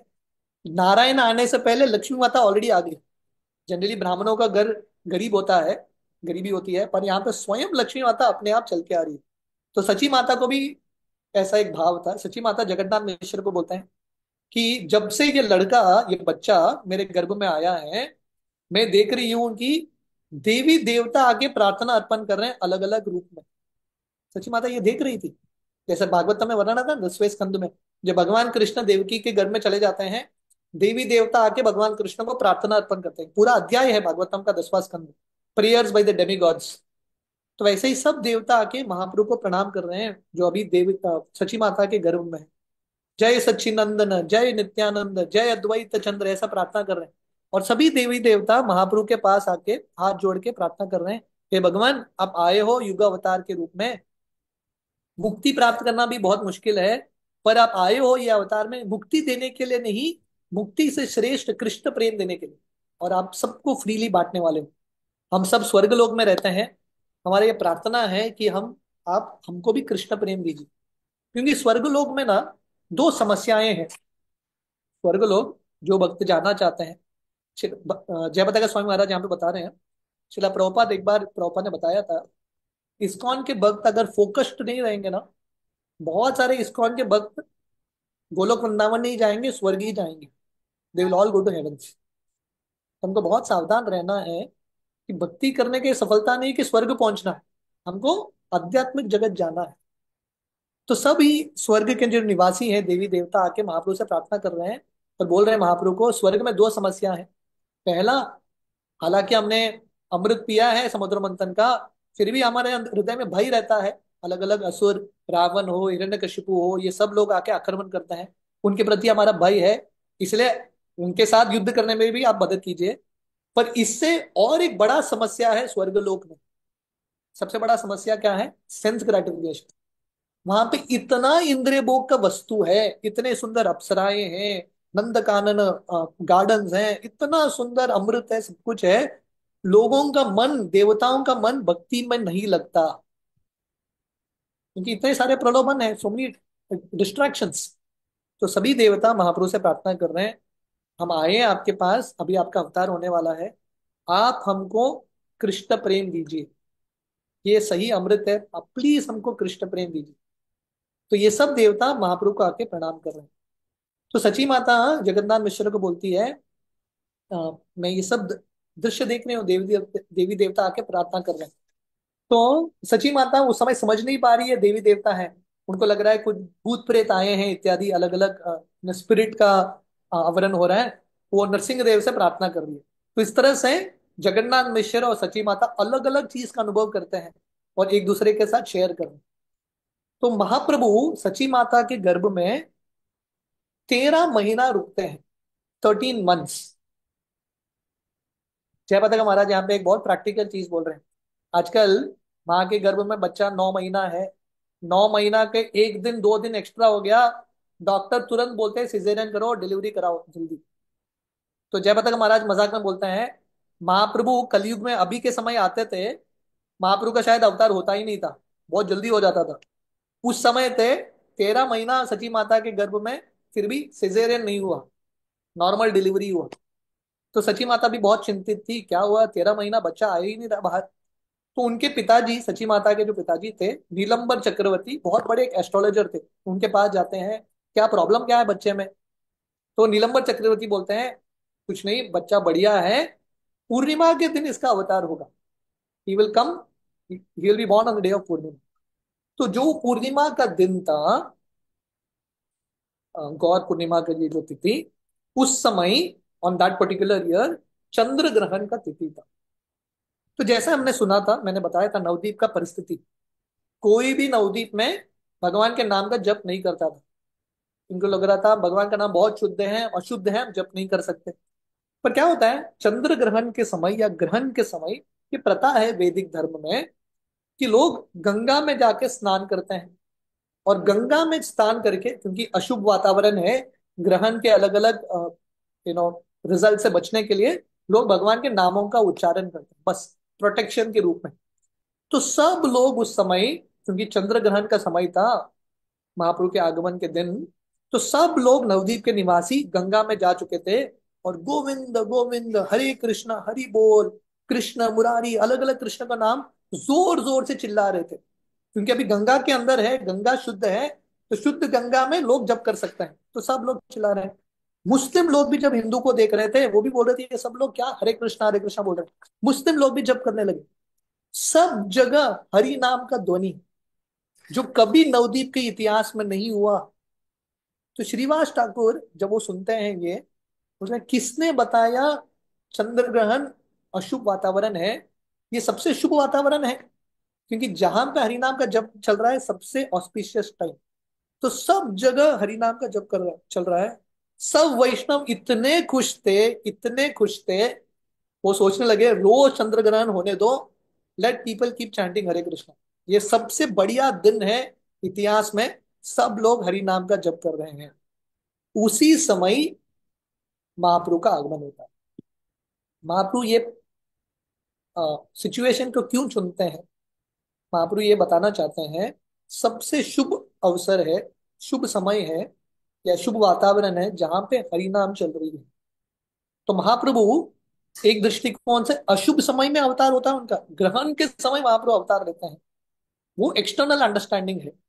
राइट स्पिरिचुअल अंडरस्टैंडिंग है मोस्ट ऑस्पिशियस टाइम, जहां पे चैंटिंग हरे कृष्णा चल रहा है। तो महाप्रभु के आगमन से ही महाप्रभु आए हैं पूरे दुनिया को दिखाने के लिए कि उनका ये अवतार हो रहा है पूरे दुनिया को हरि नाम से भरने के लिए, ये हरे कृष्ण महामंत्र से भरने के लिए महाप्रभु का अवतार हुआ है। So therefore Mahaprabhu is called Mayapur Chandra. Mayapur Chandra क्यों है? पूर्णिमा के समय महाप्रभु का ये अवतार होता है। तो जब महाप्रभु जन्म लेते हैं, ये लड़का इतना सुंदर था, सोने का golden colour, Gaurang, beautiful golden colour boy. Sachi Mata इतनी प्रसन्न थी, और वो समाचार सब जगह फैल जाता है कि सची माता ने बहुत सुंदर बच्चे को जन्म दिया है। तो सभी ब्राह्मण, सभी जो स्त्रियां हैं आते हैं, ये बच्चे के सर पे, महाप्रभु के सर पे कुशाग्रास रखते हैं, अक्षता जो टर्मरिक और चावल का मिश्रण है वो छिड़कते हैं, और एक बहुत सुंदर उत्सव का वातावरण बनता है। तो सची माता सोच रही थी ये सब लोग कहाँ से आ गए, अनगिनत लोग आ रहे थे, ऐसा नहीं कि एक दो, बहुत सारे ब्राह्मण ब्राह्मणीज आ रहे थे बच्चे को देखने के लिए। सची माता सोच रही है इन सबको मैंने कभी देखा ही नहीं, इतने सारे लोग सडनली आ गए, कहाँ से आ गए? तो सची माता को शायद लगने लगा है शायद देवी देवता आए हैं अलग अलग रूप में। तो जगन्नाथ मिश्र बहुत धनी नहीं थे, गरीब थे, पर मनी मन उन्होंने बहुत सारे गाय दान दिए ब्राह्मणों को, ये खुशी में कितना सुंदर बच्चा उत्पन्न हुआ है। अद्वैत आचार्य, ये नवदीप में होता है, ठीक है, योगपीठ में। अद्वैत आचार्य शांतिपुर में बैठे हैं, पर अद्वैत आचार्य को समझ में आता है कि महाप्रभु आ गए हैं, मेरा प्रार्थना आंसर हो चुका है। अद्वैत आचार्य शांतिपुर में नृत्य करने लगे। हरिदास ठाकुर फुलिया में बैठे थे, हरिदास ठाकुर नृत्य करने लगे। सब वैष्णव पता नहीं उनको क्या हुआ है, सब लोग इतने खुश हो गए क्योंकि मनी मन उनको लग रहा था हमारा प्रार्थना आज सफल हो गया। अगला दिन, गौर पूर्णिमा के अगले दिन, जो जगन्नाथ मिश्र उत्सव होता है, सीता ठाकुरानी जो अद्वैत आचार्य की पत्नी है, ब्राह्मणों की एक लीडर थी, वो आती है बच्चे से मिलने के लिए, और बहुत स्पेशल गिफ्ट्स लेके आती है। बहुत सुगंधित तेल लेके आती है, शुभ धान्य लेके आती है, एक शेर का जो नाखून है वो लेके आती है बच्चे को रक्षा करने के लिए। इस तरह से सब लोग बहुत खुश हो जाते हैं अ, महाप्रभु के आगमन में। तो इस तरह से महाप्रभु का जन्म होता है। तो एक बहुत सुंदर लीला है, हमने देखा कि महाप्रभु के जन्म के समय ही सब जगह हरिनाम का ध्वनि चल रहा था। महाप्रभु ये प्रसंग से ही दिखाना चाहते थे कि कैसे उनका ये अवतार हरिनाम का प्रचार करने के लिए आया है। मैं और एक कहानी बताऊंगा and then we will end for today. आगे हम कल कंटिन्यू करेंगे। तो महाप्रभु जब छोटे बच्चे थे, बहुत रोने लगे, बहुत रोने लगे। तो सब लोग बहुत चिंतित होने लगे, क्योंकि जब बच्चा रोता है ना, बच्चा बताता नहीं है क्यों रो रहा है, माता पिता को सोचना पड़ता है क्यों रो रहा है। तो महाप्रभु रोने लगे। जगन्नाथ मिश्र सोचने लगे क्या हो गया उसको, स्वीट खिलाया, ये दिया, दूध पिलाया, रोना बंद नहीं हो रहा है। डॉक्टर को बुलाया, सब लोग आके अलग अलग चीज देने लगे, पर महाप्रभु का कंटिन्यूअस रोना, बहुत रो रहे हैं, बहुत रो रहे हैं। तो वहां की जो स्त्रियां हैं हरे कृष्ण जप करने लगे, हरे कृष्ण कृष्ण कृष्ण हरे हरे, हरे राम राम राम हरे हरे, हाथ में ताली मारते हुए कीर्तन करने लगे, और ये बच्चा रोना बंद कर देता। तो महाप्रभु बहुत खुश हो जाते हैं, ताली मार के हंस रहे हैं। तो सब स्त्रियां समझ गए सीक्रेट है ये बच्चे का, रोना बंद करना है तो इसको कीर्तन करना चाहिए, इसको कीर्तन अच्छा लगता है।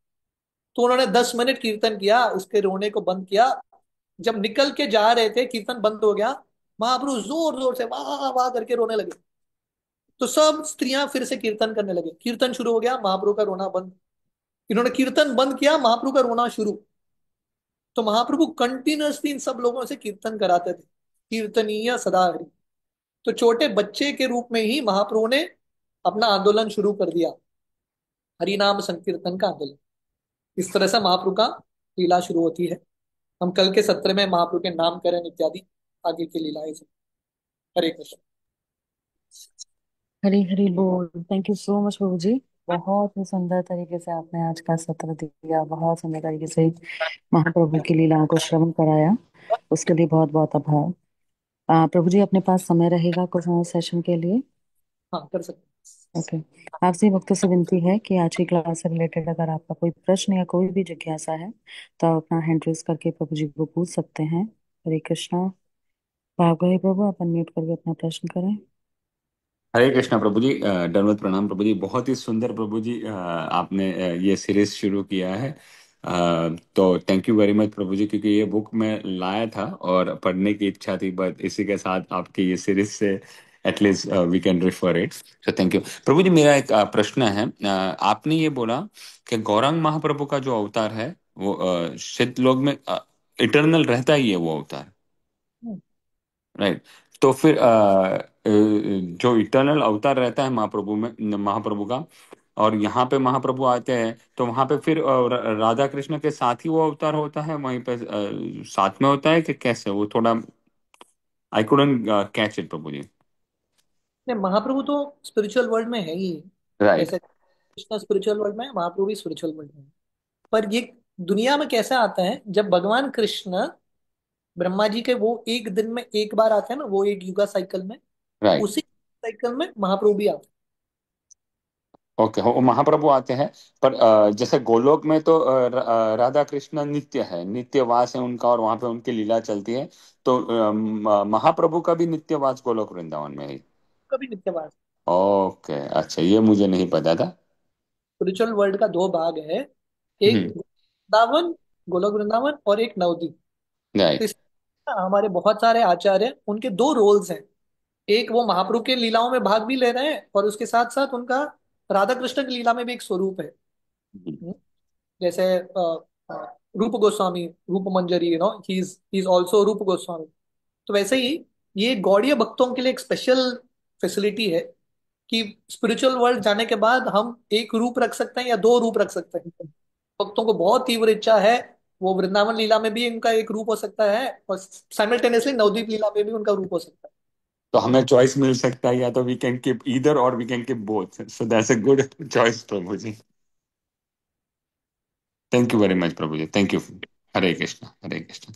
हरे कृष्णा प्रभु जी, इसमें मैं एक चीज पूछना चाह रही थी कि मैंने, जब हमने स्टार्ट ही किया था कृष्णा कॉन्शियसनेस में, इस्कॉन में आया, तो वहां पे प्रभु एक बार एक माता जी ने बोला था कि नवदीप धाम जो ऊपर है, वहां पे जो रहते हैं, जो महाप्रभु के नित्य परिषद हैं, उनको ये परमिशन रहता है, या उनको इतनी फ्री विल रहती है कि वो किसी भी धाम में इजीली जा सकते हैं, चाहे वो गोलोक धाम हो या फिर वैकुंठ के कोई भी धाम हो।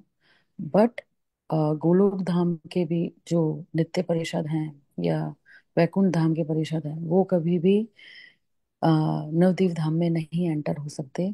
वहां पे सिर्फ गौरांग महाप्रभु के नित्य परिषद ही रहते हैं। तो उसको आप थोड़ा बताएंगे प्रभु, क्योंकि थोड़ा मुझे कंफ्यूजन हो गया अभी जो आपने बताया। अ, या आप जो बोल रहे हैं सही है, क्योंकि जो महाप्रभु के पार्षद हैं, उनके पास ये चॉइस भी है। जनरली सब महाप्रभु के पार्षद कृष्ण लीला में भी होते हैं, पर ऐसा नहीं कि हर कृष्ण लीला के पार्षद महाप्रभु की लीलाओं में होते हैं। महाप्रभु की लीलाओं में भाग लेने से कृष्ण लीला में भी होता है, then you can get an opportunity to go to other places also. पर ये जो आपने बताया स्टेटमेंट कि कहीं पे भी जा सकते हैं, कहीं पे भी उनका रूप हो सकता है, मैंने तो उतना डिटेल में नहीं सुना है ये। तो उनका अंडरस्टैंडिंग मुझे एग्जैक्टली समझ में नहीं आ रहा है what it is. But this is a fact that जो महाप्रभु के प्रति जो उनका प्रेम है, they can simultaneously be in महाप्रभु's लीला एंड इन कृष्ण लीला, दोनों तरह से वो महाप्रभु का सेवा कर सकते हैं, भगवान का। Yes yes Prabhu ji, for example Narad Muni हैं, वो गोलोक में हमेशा सखी के रूप में ही जानते हैं, मुग्धा सखी का वेश करेंगे तब वो एंटर हो पाएंगे। तो इट्स ट्रू। नारद मुनि वही यस नवदीप में। तो basically yes. It depends on intense desire. हाँ, तो ये सब इच्छाओं के ऊपर है। अगर कोई भक्तों का बहुत इच्छा है कि मुझे ये ये लीला में भी भाग लेना है, जैसा अभी हमारा ना क्या होता है, कार्तिक के समय भक्तों के पास ये हमेशा कंफ्यूजन होता है, ये कार्तिक हम वृंदावन जाम जाएं, नवदीप जाएं, जगन्नाथपुरी जाएं, कंफ्यूजन होता है। पर स्पिरिचुअल बॉडी में कंफ्यूजन नहीं होता। अगर स्पिरिचुअल बॉडी है, आध्यात्मिक शरीर है, और भक्त को लगता है कि मुझे नवदीप में भी जाना है, वृंदावन में भी जाना है, जगन्नाथपुरी में भी जाना है, तो भगवान फैसिलिटी देता है। ठीक है, चलो एक साथ तुम्हारा तीन रूप अलग अलग जगह पे चले जाओ। So it all depends on the intense desire to serve. अगर इच्छा बहुत तीव्र है तो भगवान वो फैसिलिटी देंगे। बिल्कुल प्रभु ji, thank you so much प्रभु। ज, जगन्नाथ प्रभु, आप अनम्यूट करके अपना प्रश्न करें। हरे कृष्णा। हरे कृष्णा प्रभु जी, सादर प्रणाम। थैंक यू माता जी। प्रभु जी, मेरा सवाल है प्रभु जी। आवाज नहीं आ रही है प्रभु जी? यस हरे कृष्णा प्रभु जी। यस यस, सुनाई दे रहा जी प्रभु जी, सादर प्रणाम प्रभु जी। प्रभु जी, मेरा सवाल था, जैसे अभी आपने कहा कथा के दौरान कि जो स्वर्ग लोक के निवासी होते हैं, क्योंकि वहां पर वैभव बहुत ज्यादा होता है, भोग विलास की चीजें। तो प्रभु जी, मैंने भगवत गीता मैंने ही पढ़ा और मैं भी शुरू से सुनते आया हूँ कि जो लोग ऊपर के लोकों में जाते हैं वो पुनः नीचे गिरते हैं। है। लेकिन मैंने अभी रिसेंटली परम पूज्य भक्ति आश्रय स्वामी महाराज का उन्होंने बताया है कि ये कोई जरूरी नहीं है कि सब लोग नीचे ही गिरे, स्वर्ग से भी तुम धीरे धीरे ऊपर करके ऊपर जा जा सकते हो।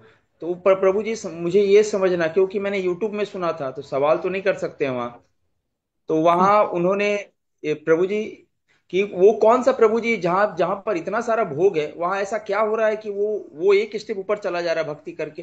वो पद्धति वहां क्या है प्रभु जी? ये पद्धति समझनी है मुझे। की भक्ति ही है। तो ऊपर प्रभु जी, जाना वहां भक्ति कैसे होगा? होगा अगर व्यक्ति बहुत फोकस्ड है।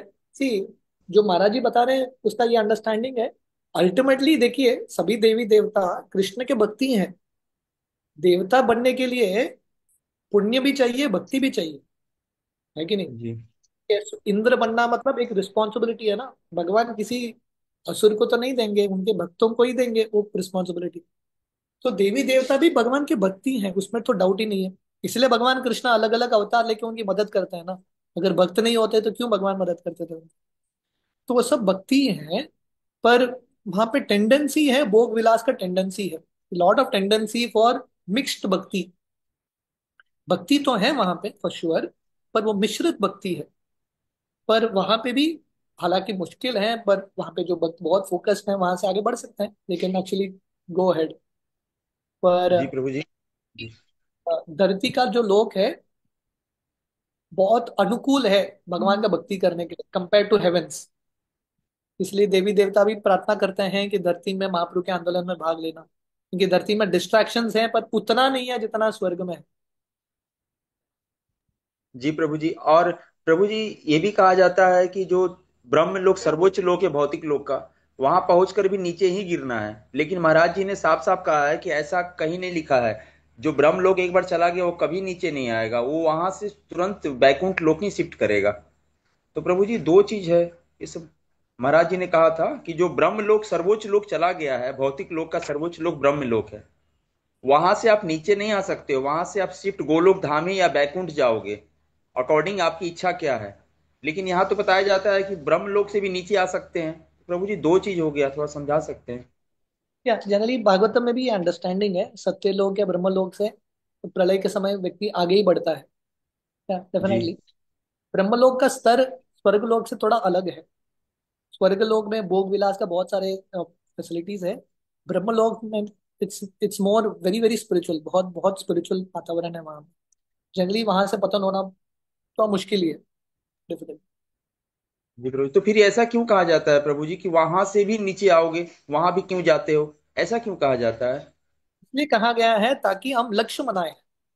जब ओके। आप क्या करते हो कि कहाँ जाना है, करने का हर व्यक्ति का एक लक्ष्य होता है ना, गंतव्य, मुझे कहाँ जाना है।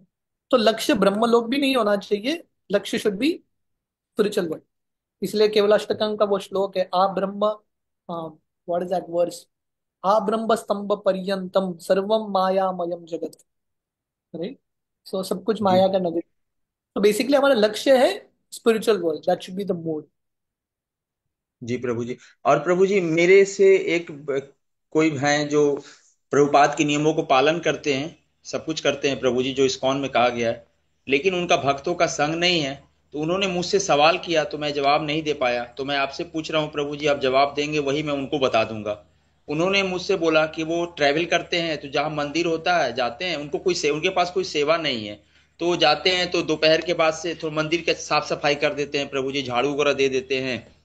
तो वो मुझसे ये पूछे कि इस ये मैं करता हूं तो मतलब इसका क्या मतलब है, मेरे मन में आती, मुझे कोई सेवा नहीं मिला है। और दूसरा सवाल ये है प्रभु जी उनका कि वो घर में भक्ति करते हैं, बाकी सारे लोग अभक्त हैं, अभक्ष पदार्थ का सेवन करते हैं, उनको पैसा देना पड़ता है उसके लिए। अभक्ष पदार्थ मतलब मांस मछली के लिए मजबूरी है, अगर नहीं देंगे तो झगड़ा करने लगेंगे। तो वो दो चीज बता दीजिए प्रभु जी, वो करें क्या? दो दो सवाल था उनका। तो पहला प्रश्न आपका ये था कि मतलब वो मंदिर में सफाई कर रहे हैं ना? मतलब नहीं नहीं, मंदिर वो अपना अपने बिजनेस काम से इधर उधर जाते हैं, तो दोपहर के बाद जब वो मंदिर में आते हैं किसी मंदिर में, तो उनको सेवा नहीं दी गई है, वो अपने मन से झाड़ू उठाकर साफ सफाई कर देते हैं मंदिर का। वही भक्त का लक्षण है। भक्त का यही जी। लक्षण है। सेवा नहीं भी है तो खींच के लेना, या कुछ ना कुछ प्रकार से कुछ ना कुछ करना। हमेशा सेवा देने की जरूरत नहीं है। सेवा हम देख सकते हैं, है तो कर सकते हैं। Can always do something. तो दैट इज वेरी और, सिंसियर। और दूसरा प्रश्न, और यू नो शायद उनके वजह से घर वाले कुछ ना कुछ कहा रहे हैं। क्या अभी क्या है गृहस्थी जिंदगी में, अगर सब भक्त नहीं है तो something that you have to do. So definitely भगवान भाव समझते हैं। आप भगवान से, वो जो डिवोटी है भगवान से प्रार्थना कर सकते हैं, थोड़ा बहुत कोशिश कर सकते हैं अपने परिवारजनों को भक्त बनाने के लिए। पर उसके ऊपर हम बहुत कुछ कर नहीं सकते, क्योंकि क्या हर व्यक्ति स्वतंत्र है, हर व्यक्ति का चॉइस है। फोर्स नहीं कर सकते। घर को छोड़ के भी जाना सही नहीं है, क्योंकि एक बार गृहस्थ जिंदगी में आए हैं, थोड़ा एक उत्तरदायित्व तो बनता है। So you have to adjust and go through. तो प्रभु जी उनका ये सवाल था कि उनके पैसे से लोग मंगाते हैं खाने के लिए, तो उनको तो अपराध लग रहा है ना, ये उनका सवाल था। तो प्रभु जी उसके लिए क्या बता दें उनको हम? या अगर वो समझा सकते हैं अपने परिवारजनों को, देन इट्स नाइस। वी वो कैन। सब हो चुका है प्रभु जी, वो सब, प्रभु जी वो सब। उसको प्रभु जी। प्रभु जी उसको प्रसाद खिलाओ, बस दैट्स ऑल। नहीं नहीं, प्रसाद प्रभु जी कहाँ से खिलाएंगे, वो तो घर में बेचारा अकेले ही फंसा हुआ है। वी उस कैन। और आप प्रार्थना में बहुत शक्ति है, इसलिए हम ये गौरांग लीला में सुन रहे हैं। आप जैसा परिस्थिति बोल रहे हो ना उनके घर का, पूरे नवदीप का वही परिस्थिति था। इसलिए अद्वैत आचार्य ने प्रार्थना किया। तो प्रभु जी को बोलना गौर पूर्णिमा के समय पे बहुत तीव्रता से प्रार्थना करने के लिए। महाप्रभु का चमत्कार हो सकता है। महाप्रभु ने नवदीप के लोगों को भक्त बनाया है, तो उनके घर के लोगों को भी भक्त बना सकते हैं। So we have to pray. जब हमारे परिस्थिति के बाहर कुछ सिचुएशन है, the only thing is to just pray, नम्र बन के प्रार्थना करो। Thank you Prabhu ji. राधा गोविंदा माता जी, आप अनम्यूट करके अपना प्रश्न करें। हरे कृष्णा प्रभु जी, दंडवत प्रणाम। Thank you so much Prabhu जी, आपने इतने सुंदर तरह से हम लोग को आप इतना समय देकर गौर कथा सुनाते हैं प्रभु जी। प्रभु जी मेरा दो क्वेश्चन था, थोड़ा सिली है प्रभु जी, मेरे को क्षमा कीजिएगा, बट मेरे को थोड़ा कंफ्यूजन था। जैसे कि आपने बताया ना कि ब्रह्म विमोहन लीला में कृष्ण जी ने क्षमा कर दिया था ब्रह्मा जी को, बट मैंने ऑथराइज डिवोटीज से ही सुना था कि उनको उनको लास्ट तक कृष्णा जी ने क्षमा नहीं किया। ये एक क्वेश्चन था। और एक क्वेश्चन था कि जैसे सॉरी चैतन्य महाप्रभु जी का जब जन्म हुआ था, तो आपने पहले बताया होगा बट मेरे को बिल्कुल भी याद नहीं है। तो उस समय ग्रहण था, तो ग्रहण क्यों था? मतलब ग्रहण is not an auspicious day, no, so भगवान is very much all auspicious, but मतलब ग्रहण ही क्यों चूज किया? कोई is there any significance regarding that? That was my question. वही मैं ग्रहण के बारे में मैंने वही बताया। ऑस्पिशियस इनऑस्पिशियस का डेफिनेशन क्या है? ऑस्पिशियस इनऑस्पिशियस का डेफिनेशन क्या है? शास्त्र के अनुसार, स्पिरिचुअल दृष्टिकोण से, ऑस्पिशियस मतलब जहां पे हरे कृष्ण महामंत्र का जप चल रहा है, दैट इज जहां पे भक्ति चल रहा है वो ऑस्पिशियस।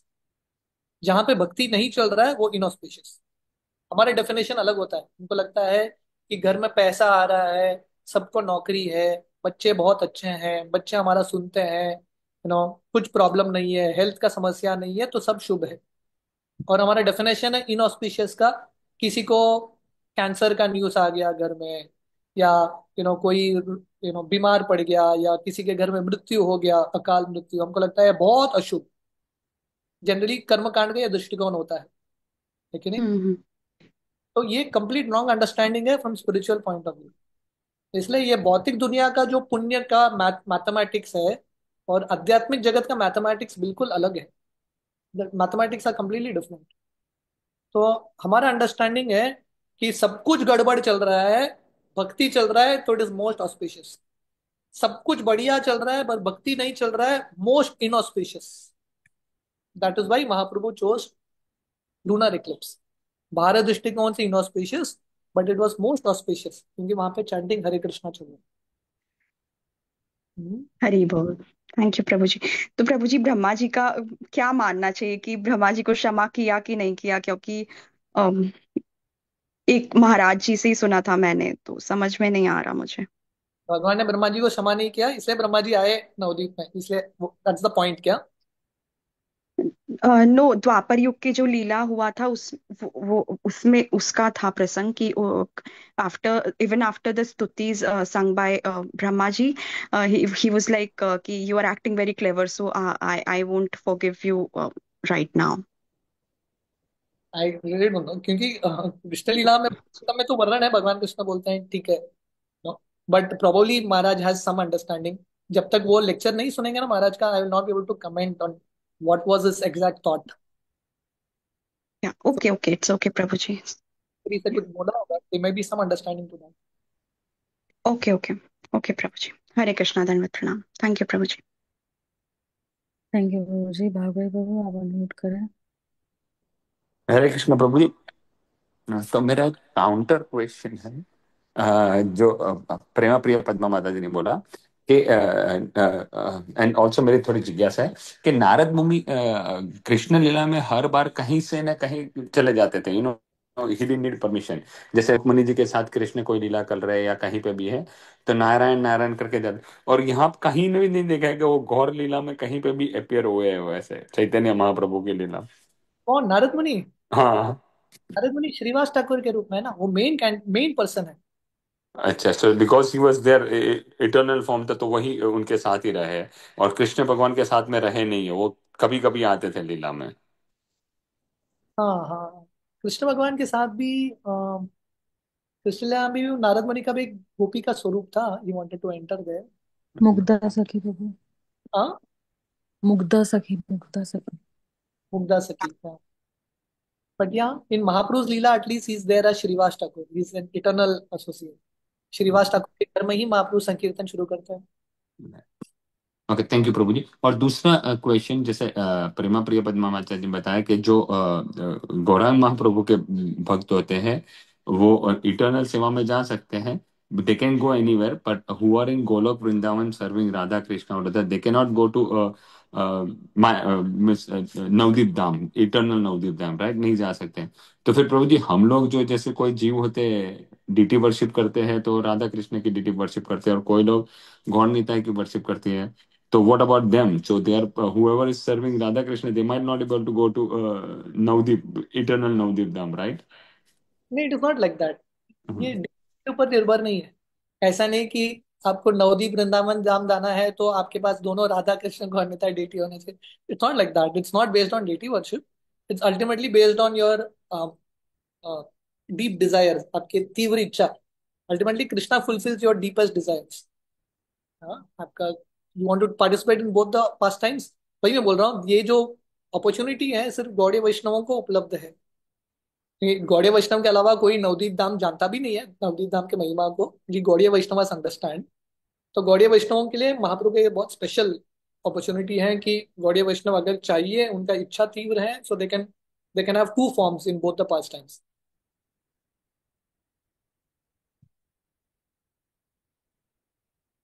ठीक है। सो यहाँ प्रभु अभी और प्रश्न है। भागवत प्रभु आप म्यूट हो गए। प्रद्युम्न प्रभु या आप अनम्यूट करें। नहीं माता जी कोई क्वेश्चन नहीं है, thank you very much Prabhu ji for that. Thank you Prabhu ji. Parameshwari Mata जी आप म्यूट करके प्रश्न करें। हरे कृष्णा। प्रणाम प्रभु ji.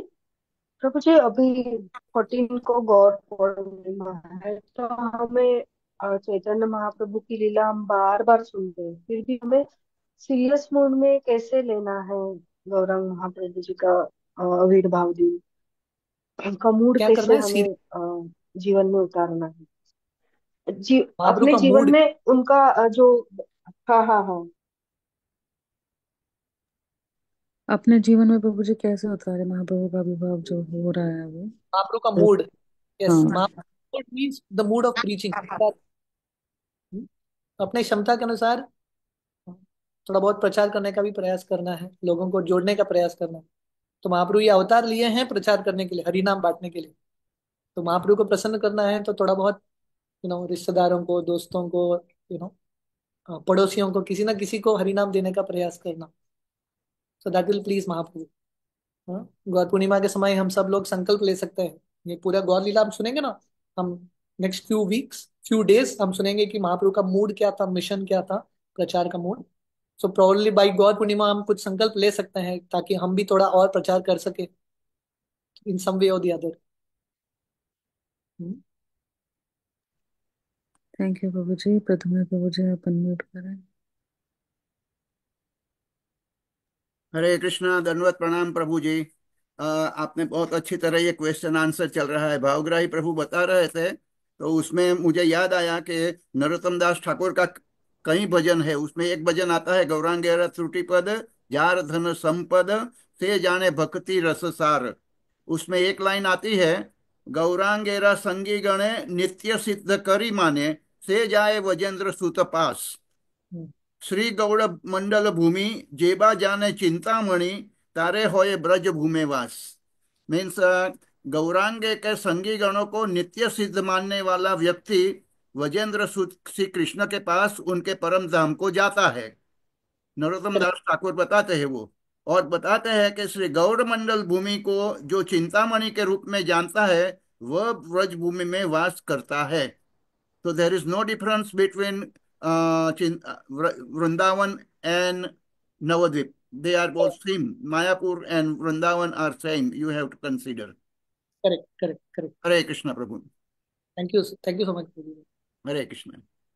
Thank you so much Prabhu ji. Prabhu ji एक बहुत बेसिक सा प्रश्न है मेरा, जो कि आपने ब्रह्मा जी का बताया था प्रभु जी। तो ब्रह्म विवरण लीला के बाद जब ब्रह्मा जी ने स्तुति करी और उसके बाद कृष्णा ने उनको माफ कर दिया, तो ब्रह्मा जी को तभी भी प्रभु मतलब चैन नहीं मिला, और फिर वो वहां मायापुर में जाके उन्होंने नवदीप धाम में जाके उन्होंने गौरंगा गौरंगा की स्तुति करी, और फिर वो हरिदास ठाकुर में प्रभु जी आए। तो आपने बताया कि वो वापस से ब्रह्मलोक गए और उन्होंने अपनी मतलब कि उनकी किसी मतलब कि किसी और ब्रह्मा को वहां पे बैठा के फिर वो किसी को ब्रह्मा को, I think it is Aryama. आपका अच्छा प्रश्न है कि ब्रह्मा जी जब 100 साल नहीं थे, जो भी हरिदास ठाकुर का समय था आयु का, तो उसने उस समय actually Brahma ji, I think he kept Aryama. Aryama is जो पितृलोक के देवता है, राजा है, the ruler. I think he was doing, मतलब वो दोनों ड्यूटी संभाल रहे थे, पितृलोक का भी और ब्रह्मलोक का भी। ही वॉज मैनेजिंग बोथ, ताकि ब्रह्मा जी हरिदास ठाकुर के रूप में लीला कर सके। ओके। तो आफ्टर दैट जब जगन्नाथ बाबा जी जब यहाँ से चले गए, फिर क्या हुआ प्रभु? फिर वो वापस से उनको अपना पोजीशन मिल गया और उधर भी वो नवदीप धाम में चले गए? और फिर से बोलिए। मेरा प्रश्न यह है प्रभु कि जब जगन्नाथ बाबा जी की यहाँ पे लीला समाप्त हुई, हरिदास ठाकुर की लीला। हाँ, तो उसके बाद क्या हुआ? ब्रह्मा जी अपनी पोजीशन में वापस चले गए या? तो वापस चले। तो फिर नवदीप धाम में भी तो गए होंगे ना वो जगह? हाँ, वही वही मैं बोल रहा हूँ। सो सम पर्सनालिटीज, जैसे ब्रह्मा जी हो, नारद मुनि हो, उनके दो तीन स्वरूप होते हैं। वो गोलोक धाम में भी होते हैं, नवदीप में भी होते हैं, ब्रह्मलोक में भी होते हैं, वैकुंठ में भी होते हैं। Like that they have different रूप्स। थैंक यू मुझे। मुझे एक और जिज्ञासा थी, उससे पहले मैं क्षमा चाहती हूँ कि मैं ऐसा क्वेश्चन कर रही हूँ। बट प्रभु आपने जैसा कि बताया कि गुरु महाराज भी ये बोलते हैं कि कोई ना कोई देवता के रूप में भी इस्कॉन में आए होंगे, जो कि जिनकी स्टार्टिंग से ही बहुत इच्छा रहती है कि हम सेवा करें और जल्दी से जल्दी इस योनि को समाप्त करके हम भगवान की लीलाओं में अपना पोजीशन प्राप्त करें। तो प्रभु जी ऐसा तो नहीं कह सकते, पर काफी चीजें मैंने देखी, नॉट इन इस्कॉन पर किसी भी ऑर्गेनाइजेशन में जाएं या फिर हम मटेरियल में किसी भी कॉर्पोरेट ऑफिसेज में जाएं, तो उसमें अगर हम ज्यादा कुछ करने की कोशिश करते हैं या सेवाओं में भी कुछ ज्यादा करने की कोशिश करते हैं, तो सीनियर्स को बड़ा प्रॉब्लम होता है कि अरे अभी तो आए हैं, अभी इतना कैसे, या फिर वो कैसे ना कैसे रोकने की कोशिश करते हैं या गॉसिपिंग ये वगैरह होता है। तो उसमें जो न्यू न्यू बोनाफाइड जो डिवोटीज हैं उनको प्रभु जी थोड़ा एक डिमोटिवेशन होता है कि अगर वो सेवा भी करना चाह रहे हैं, उनका मूड सेवा का है, क्योंकि हर किसी का मूड अलग है। कुछ कुछ भक्त हैं जो रीडिंग करके अपनी भक्ति करते हैं, तो कुछ भक्त डीटी वर्शिप करके करते हैं, तो कुछ जपा से करते हैं, बट कुछ भक्त ऐसे होते हैं प्रभु जो सेवा के थ्रू करते हैं, पर सीनियर्स उनको करने के लिए प्रोत्साहन नहीं देते, उनको रोकते हैं, या फिर मतलब कैसे ना कैसे उनको डिमोटिवेट करते हैं, या फिर इनडायरेक्टली उनको इस चीज का बोलते हैं कि why you are doing so many services, क्यों इतना परेशान हो रहे हो। तो ये सब चीजें प्रभु भक्ति में अगर इस तरह की मिले तो क्या ठीक है प्रभु, उसमें हम कैसे समझे, क्योंकि ये बढ़ता ही जा रहा है Prabhu. It's not going to decrease, it's increase. और फिर वहां पे प्रभु फिर किसी भी चीज में करने की इच्छा नहीं होती, फिर वो लगता है कि फिर हम हैं ही क्यों। अगर हम इस्कॉन में हैं और अगर हमने कोई भी संस्था हमने ज्वाइन करी है, तो अगर हम सर्विस कर सकते हैं, हमारा मूड सर्विस का है, तो क्यों नहीं उनको किया करने दे रहे हैं, उनको क्यों रोकते हैं प्रभु जी। और ये हर जगह होता है प्रभु। ये नहीं होना चाहिए। It is not a very healthy environment, healthy environment नहीं है डेफिनेटली। पर या the only thing from our side you can just see take it positively that पता नहीं शायद उनका कुछ दृष्टिकोण अलग है, प्रोसेस अलग है, हम समझ नहीं पा रहे हैं। बट देखिए एक चीज है, जिसको सेवा करना है, करने के बहुत हजार विधि हैं विदाउट डिस्टर्बिंग जो भी लीडर्स हैं, जो भी पोजीशंस हैं, without disturbing all that there are so many things that you can do. There are an number of ways. So specially with this online platform and all these platforms opening up, दुनिया बहुत बड़ा हो चुका है। The world has opened up a lot. So I think अगर आप intelligent हैं, then without brushing corners, उनके वो टेस्ट पहुंचाए बिना हम बहुत कुछ कर पाएंगे। We will actually be able to do it. Probably you will have to experience some leaders who are little more broad minded. ISKCON में सब लीडर्स तो ऐसा पक्का नहीं है। We have very wonderful leaders in ISKCON जो चाहते हैं कि नए लोग रिस्पॉन्सिबिलिटीज ले। एक्चुअली उल्टा होता है। जनरली मैनेजर्स का एक ही इशू होता है कि लोग सेवा नहीं करते हैं। अभी जो लोग सेवा करने के इच्छुक है और सेवा करना चाहते हैं, उनका ऐसे लोग बहुत ही कम है, very less people. So definitely आप धीरे धीरे you will meet some better leaders also. Yeah but एक चीज मैंने जो बताया कथा में, I think we will end with this, कि जयप्रदा का महाराज का ये स्टेटमेंट बहुत इंपॉर्टेंट स्टेटमेंट है। Please meditate on this statement. Maharaj ji ये बोल रहे हैं, मैंने आपको ये बताया, just I am just reading the statement as it is, ताकि आप लोगों को you can meditate on this. If you take everything as lord Chaitanya's pastime, then everything is blissful and exciting.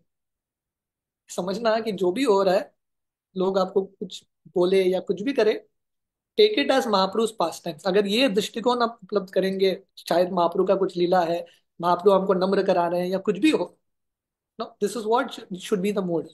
हमको किसी के प्रति अपराध नहीं करना है, but डेफिनेटली हमारा जो सेवा का वृत्ति है, अलग अलग चैनल में हम चैनलाइज कर सकते हैं उसको विदाउट अफेंडिंग एनीवन। तो अगर ये भाव रहेगा ना, then we will remain blissful, हम खुश रहेंगे और वील फील एक्साइटेड। हाँ, ये जो आप बोल रहे हो ना कि कुछ भी करने का इच्छा नहीं आता उसके बाद, that definitely should not happen. वो एक्साइटमेंट बना के रखना बहुत इंपॉर्टेंट है। हाँ, वो जो जीवन है प्रचार का, वो बना के रखना इंपॉर्टेंट है। So I am sure Mahaprabhu will help. Mahaprabhu definitely help करेंगे आपको। आप बस सिंसियरली प्रार्थना करना। So I think this Gaura Purnima time is a time for all of us to pray. हम सबके जिंदगी में जो अलग अलग संघर्ष आ रहा है, कभी ये हो कभी वो हो, तो ये अवसर है महाप्रभु से प्रार्थना करने के लिए। कृष्णदास कविराज गोस्वामी चैतन्य चरितामृत में बोलते हैं, अगर कोई महाप्रभु का स्मरण करता है, जो भी अड़चन आता है महाप्रभु दूर कर लेते हैं। Mahaprabhu actually removes all the obstacles. So let us all sincerely pray to Mahaprabhu. Hari ठीक है। हरी बोल, हरी हरी बोल। Thank you so much Prabhu ji, बहुत सुंदर आपने आंसर दिया। Thank you Prabhu ji, and sorry for this silly question Prabhu. तो हम आज के सत्र को यहीं विराम देते हैं। श्रील प्रभुपाद की जय। हिज ग्रेस अच्युत गोपाल प्रभु जी की जय। वंशा कल्पतरुभ्यश्च कृपा सिन्धुभ्यैव च पतितानां पावनेभ्यो वैष्णवेभ्यो नमो ओ नमः। श्री संपूर्ण